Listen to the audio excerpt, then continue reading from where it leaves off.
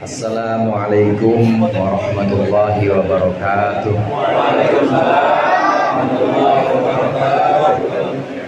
Alhamdulillah, alhamdulillahilladzi khalaqal mauta wal hayata liyabluwakum ayyukum ahsanu amala. Asyhadu an la ilaha illallah wahdahu la syarika lah. Asyhadu anna Muhammadan abduhu wa rasuluh. Allahumma shalli ala sayyidina Muhammadin abdika wa nabiyyika wa rasulika nabiyil ummi wa ala alihi wa sahbihi wa sallim taslima biqadri 'azamati dzatika fi kulli waqtin wa hin. Amma ba'd. Hadratil mukarramin wal muhtaramin, al-asatidah wal masyayikh wal hadirin wal hadirat, wabil khusus ikhwanana al-mukarramin wal muhtaramin, al-ustaz Haji Khatib, Ustaz Haji Luqman, wabil khusus Ustaz Ahmad Rifai, Bang Agil, Bang Toyib, ya? Belum pulang. Segenap keluarga besar Abina Kiai Haji Mahfuddin bin Sadli, para tuan guru, para hadirin yang dimuliakan oleh Allah. Malam hari ini alhamdulillah membawa nikmat iman dan Islam serta nikmat kesehatan. Allah berikan kesempatan kepada kita untuk bermuajahah, untuk saling bertemu di sini, melaksanakan zikir dan doa, mengenang sekaligus mendoakan almarhumah Kiai Haji Mahfuddin yang pada malam hari ini telah 15 hari meninggalkan kita. Mudah-mudahan Allah senantiasa jadikan kuburnya roboh min riyadil jannah. Allah ampuni dosa-dosanya. Allah berikan kesabaran kepada keluarga yang ditinggalkan, dan Allah jadikan anak-anaknya, putra-putri dan juga cucu-cucunya sebagai generasi yang soleh-solehah, melahirkan dzurriyyah yang soleh-solehah ila yaumil qiyamah. Hadirin jamaah rahimakumullah, almarhumah Kiai Haji Mahfuddin saya kenal tentu dari saudara saya, abang saya, Ustaz Ahmad Rifai. Diperkenalkan ketika kurun waktu sekitar 2014 barangkali. Beliau datang bersama almarhumah ke rumah bapak saya, rumah orang tua saya, Syekh Walid Jib. Datang sekitar tahun 2014, dan beberapa kali juga saya sempat berkunjung sini ketika beliau masih dalam keadaan sehat.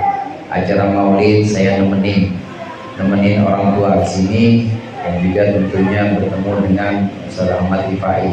Waktu itu mungkin Bang Haji Khatib, Ustaz Luqman masih di pondok kali ya. Saya datang ke sini, dan disitulah awal pertama kali saya berjumpa dengan almarhumah Kiai Haji Mahfuddin. Hadirin jamaah rahimakumullah, kita tahu bahwa Habib Mahfuddin almarhumah ini sudah Allah berikan ujian demi ujian, Allah berikan cobaan demi cobaan di akhir usianya. Kita semua tahu, dan tidak ada satupun cobaan, tidak ada satupun ujian yang Allah berikan kepada hambanya kecuali dalam rangka membersihkan hamba tersebut, kecuali dalam rangka mengangkat derajat dari hamba yang sedang diuji tersebut. Saya yakin Allah sudah membersihkan almarhumah, amin. Dan bahkan setelah sudah bersih semuanya, sudah bersih kesalahan-kesalahan almarhumah, maka tinggal satu kemungkinan, yaitu Allah angkat derajat beliau. Amin ya rabbal alamin. Husnuzon kita semua, baik sangka kita semua kepada Allah akan derajat dan juga posisi almarhumah pada malam hari ini. Sekarang yang jadi masalah kan kita yang masih ada di sini. Yang jadi problem, yang jadi pertanyaan, ini kita yang sekarang masih duduk ngopi di sini, masih bisa kumpul bareng di sini, apakah bisa kita nanti seperti al-maghfurlah? Anak-anaknya, putra-putrinya, ini Allah jadikan orang-orang yang insya Allah bisa meneruskan. Kemudian ujian demi ujian, sebagaimana saya katakan tadi, cobaan demi cobaan beliau jalani dengan kesabaran. Itu bagian dari cara Allah untuk mencuci kesalahan-kesalahan beliau dan mengangkat derajat beliau. Masalahnya, pertanyaannya kita ini nanti, bisa nggak kita seperti almarhumah, sabar dalam setiap ujian, sabar dalam setiap cobaan-cobaan, sehingga Allah menghapus dosa-dosa kita. Mudah-mudahan dengan hadirnya kita kumpul bersama orang-orang baik di sini untuk mendoakan almarhumah dan tentu mendoakan orang soleh, mudah-mudahan kita ketularan juga barokahnya, sehingga nanti di ujung usia kita juga bisa menjadi orang-orang yang kembali kepada Allah dalam keadaan bersih, dalam keadaan sudah Allah sucikan dosa-dosa kita. Jamaah rahimakumullah, kalau kita melihat keadaan orang-orang yang meninggal, ada dalam pembahasan kitab fikih yang disebut dengan syahid. Syahid itu syaratnya yang pertama adalah kudu orang Islam. Kalau bukan orang Islam ya jangan ngarep syahid. Syarat yang pertama bisa disebut sebagai orang yang syahid, orang yang disaksikan oleh Allah, disaksikan oleh Rasulnya bahwa dia tempatnya di surga. Itu syarat yang pertama, kudu orang muslim, kudu orang Islam.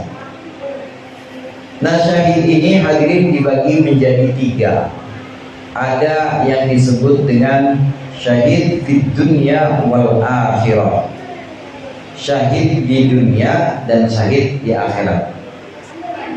Syahid di dunia wal akhirah ini adalah orang-orang yang wafat, yang meninggal di medan peperangan dan perangnya benar-benar melawan orang kafir. Perangnya benar-benar melawan orang yang ingkar kepada Allah, ingkar kepada Nabi Muhammad SAW, ingkar kepada agama Islam. Mungkin bisa kita sebutkan peperangan-peperangan yang ada seperti Uhud, perang Uhud, perang Badar. Ini adalah orang-orang yang meninggal syahid di dunia wal akhirah.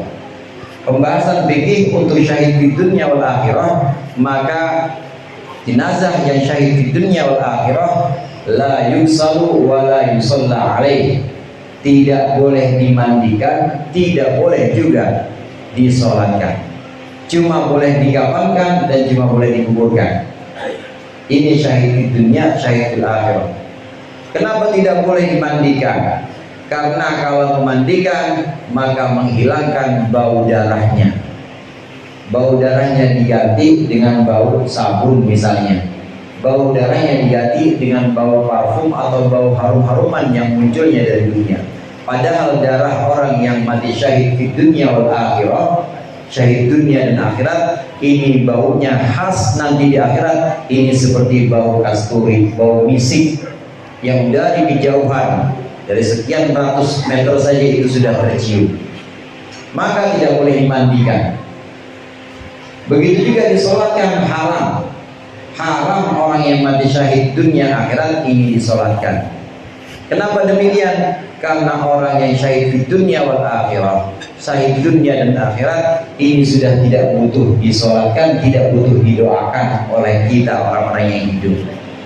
Kalau kita mendoain orang syahid dunia akhirat, meledek kita, meledek orang almarhum atau syahid, para syuhada yang sudah meninggal, syahidnya syahid dunia akhirat ini sudah langsung kepada Allah, sudah disaksikan syahid bermakna masyhud. Syahid ini artinya disaksikan oleh Allah dan Rasulnya tempatnya di surga, udah nggak perlu disolatin lagi. Kata para syuhada ini udah nggak usah doain gue mah nggak doain juga langsung surga. Ini syuhada yang tergolong kelompok pertama, yaitu syahid di dunia wal akhirah. Kemudian yang kedua ada syahid di dunia saja. Ada orang yang meninggal, orang yang dikategorikan sebagai syuhada, orang yang mati syahid, tapi statusnya syahid dunia. Syaratnya tetap yang pertama tadi hadirin, syaratnya kudu orang Islam.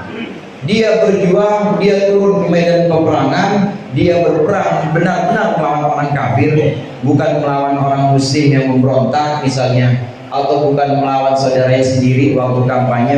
Ada yang begitu di sini, kampanye sampai perang-perang, sampai berantem-berantem, jangan. Bukan seperti itu, tapi benar-benar perang, benar-benar turun ke medan ini untuk melawan orang kafir, tapi niatnya bukan karena Allah, niatnya karena ghanimah, niatnya karena harta rampasan perang, atau niatnya karena dia punya dendam. Dia punya dendam sama musuhnya, ada yang diincar. Gue tahu nih di barisan orang kafir ini ada musuh gue pengen ngincer dia. Bukan karena Allah, tapi karena dia dendam, dia pengen ngincer musuhnya satu. Bukan karena Allah. Maka yang kedua ini disebut dengan syahid, tapi syahidnya fid dunia. Syahid fid dunia karena yang hanya bisa menilai hanya Allah. Niatan-niatan setiap orang yang berperang melawan orang kafir cuma Allah kan yang tahu. Maka tetap dihukumi seperti syahid di dunia wal akhirah. Begitu dia meninggal, begitu dia mati di medan peperangan, kita nggak tahu niatnya, tapi kelihatannya zahirnya dia meninggal karena terbunuh di medan peperangan, maka tidak perlu disolatkan, juga tidak perlu dimandikan. Tidak dimandikan dan tidak disolatkan. Syahid dunia. Yang ketiga hadirin, ada yang disebut dengan syahid fil akhirah, syahid akhirat aja.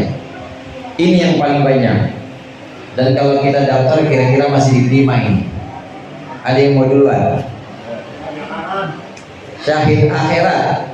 Syahid akhirat ini adalah orang yang wafat, dia meninggal dalam satu kondisi bala atau wabah yang sedang melanda satu negeri misalnya. Seperti kemarin Covid, ada orang meninggal zamannya zaman Covid.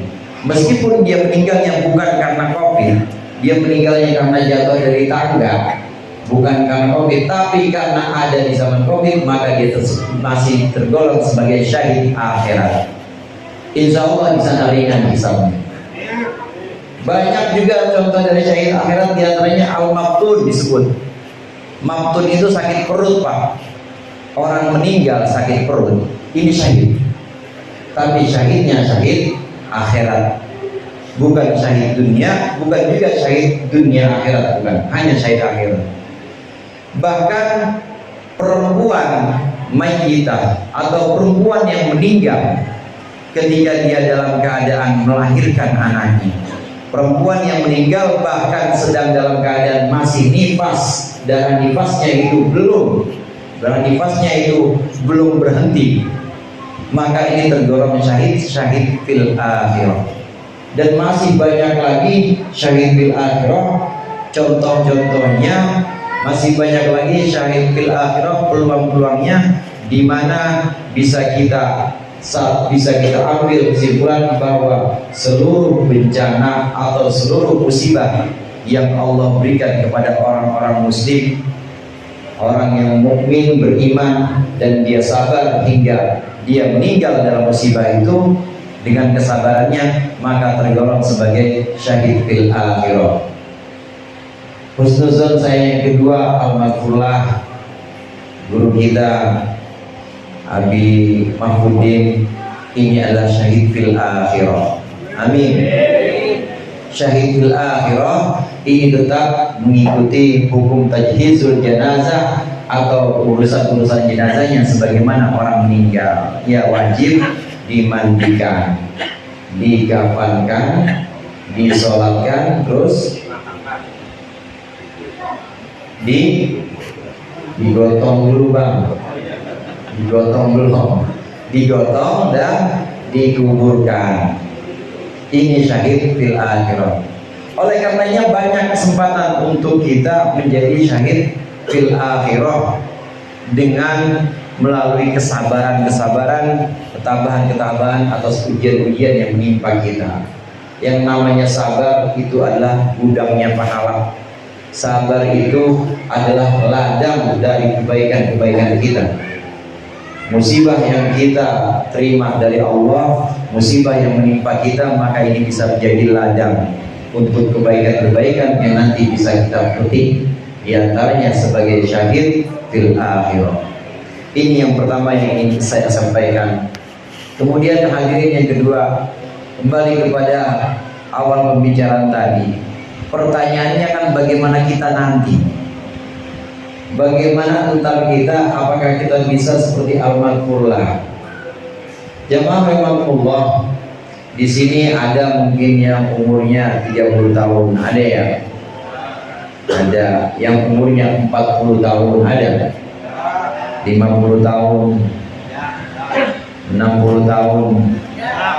Al-maghfurlah Haji Mahmudin Adi Mahfud ini wafat, kata putra beliau, dalam usia 65 kira-kira 65 tahun, mirip-mirip dengan yang dialami oleh Rasulullah SAW, 63 tahun. Untuk kita orang-orang Islam itu ada barokah at-ta'mir fil Islam.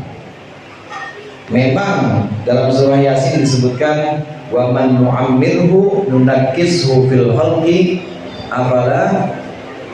afala yaqilun. Barang siapa yang kami panjangkan umurnya, nu'ammir, yang kami panjangkan umurnya, kata Allah, nunakkishu fil khalqi, maka akan kami kembalikan sebagaimana penciptaan awalnya. Badan jadi lemah lagi kayak dulu masih kecil. Mata udah agak kabur lagi ngelihatnya kayak dulu waktu masih kecil. Pendengaran juga seperti itu.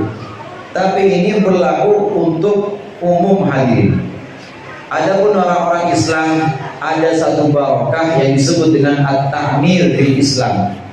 Meskipun jasad kita, meskipun jasmani kita, badan kita bertambah lemah, badan kita sudah tidak kuat dan gagah lagi, tapi barokah masih dalam keadaan Islam, masih dalam keadaan iman, maka setiap fase dari umur kita, mulai dari 40 ke atas, ini akan Allah berikan barokah. Yang pertama kata Rasulullah, orang yang masih memegang iman dan Islamnya hingga dia berusia 40 tahun, maka kata Allah surafallahu, kata Rasulullah surafallahu anhu talata bala, Allah akan menghindarkan dia dari 3 macam penyakit. Udah 40 tahun bang, udah 40 tahun masih Islam, ini barokahnya Islam, masih Islam, insya Allah itu Allah selamatkan dari 3 macam penyakit. Yang pertama penyakit yang namanya judam, judam itu kusta. Penyakit yang kedua baros, baros itu belang, penyakit belang. Dan yang ketiga penyakit junun. Junun itu orang yang namanya majnun. Tahu majnun ya? Gila. Kalau udah usia 40 tahun barokahnya Islam, maka insya Allah seorang muslim yang sudah usia 40 tahun itu gak bakal kena gila. Yang penting dia masih Islam, dia dulu pernah sholat, meskipun sholatnya kadang-kadang ya jarang-jarang, tapi barokahnya Islam, udah 40 tahun Allah selamatkan dari 3 macam penyakit ini. Kemudian barokahnya Islam, at-ta'mir fil Islam, Orang yang sudah berusia sampai berusia 50 tahun, dia masih dalam keadaan Islam, masih memeluk agama Islam, maka akan Allah ringankan dosa-dosanya. Khaffafallahu anhu sayyi'ati. Allah akan meringankan dosa-dosanya. 50 tahun ada Pak? Dulu waktu lagi muda, sholatnya ya masih rajin dan sholatnya, puasanya terus nggak apa-apa, puasanya masih rajin sampai usia 50, maka insya Allah ini di usia 50 barokahnya umur 50 masih tetap Islam, akan Allah ringankan dosa-dosanya. Waktu masih muda mungkin suka tinggal sholat, waktu masih muda subuh kesiangan mulu, atau masih muda itu masih suka banget berantem sama tetangga, masih suka banget nyekek botol kecap, masih suka mabok. Tapi barokahnya Islam, kalau udah usia 50, insya Allah itu akan berkurang yang begitu. Sholatnya mulai ditambal sedikit-sedikit. Dosa-dosa yang besar seperti mabok, berantem sama tetangga ini udah mulai berkurang. Namanya udah 50 tahun. Mau ngapain lagi berantem 50? Tenaganya juga udah orang, udah kagak ada tenaganya. Pasti barokahnya Islam di usia 50 ini, barokah dari amalan-amalan yang dulu pernah dia lakukan, juga tentu barokah imannya. Maka di usia 50 udah gak ada dosa-dosa gede lagi. Paling dosanya dosa kecil-kecil, dosa yang ringan-ringan aja. Kemudian ketika sudah berusia 60 tahun, orang yang masih memegang Islamnya, masih dalam keadaan iman, Islamnya dalam keadaan 60 tahun, maka barokah umur 60 tahun tetap Islam akan Allah berikan razaqahullahul inabah ilaih. Allah akan memberikan inabah. Inabah itu sikap kembali kepada Allah, saudara. Bapak-bapak di sini yang sudah 60 tahun, saya berapa Pak? Masih muda ya man. Yang udah 60 tahun, barokahnya Islam, maka akan Allah berikan sikap kembali kepada Allah. Kemana-mana pengennya itu ingat sama Allah aja. Datang tahlilan diundang 12 ayat pasti untuk ibadah. Nanti diajak silaturahmi, diajak silaturahim ke rumah saudaranya, niatnya untuk ibadah. Diajak ngaji lagi, bukan ngaji dzikir, tapi ngaji yang benar-benar ngaji, ngajian, dengerin mau'izah hasanah, niatnya untuk ibadah. Kadang pergi ke pasar nyari sesuatu yang pengen dicari, niatnya juga untuk ibadah. Biasanya barokah Islam kalau udah umur 60 tahun, maka akan Allah berikan sikap inabah ini. Selalu semuanya, setiap langkah yang dia jejakkan, setiap upaya yang memang dia lakukan, itu selalu dia tujukan untuk kembali kepada Allah. Lain sama anak muda. Anak muda kan masih 25, masih 35, masih kenceng aja, masih kenceng dunianya, masih ngegas. Tapi kalau udah usia 60, barokah Islam, maka akan Allah berikan sikap pengen banget kembali kepada Allah. Al-Maghfurlah guru kita Abi Mahfud, saya yakin Allah sudah berikan rezeki yang seperti ini.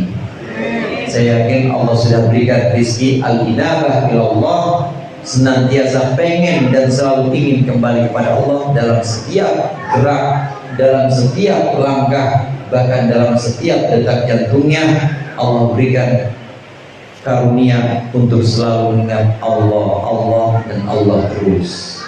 Mudah-mudahan kita yang hadir di sini dengan barokah Islam, dengan barokah iman, Allah berikan kita kemudahan di setiap fase kehidupan kita. Di usia 30 tahun, usia 40 tahun, 50 tahun, 60 hingga 70, Allah berikan karunia keberkahan lantaran iman dan Islam kita, dan Allah berikan kita istiqomah untuk terus mengingat Allah, istiqomah untuk terus melaksanakan ibadah-ibadah, kebaikan-kebaikan dan semua yang Allah ridhoi. Demikian dari saya, lebih kurangnya saya mohon maaf. Wallahul muwaffiq ila aqwamit thoriq. Assalamualaikum warahmatullahi wabarakatuh.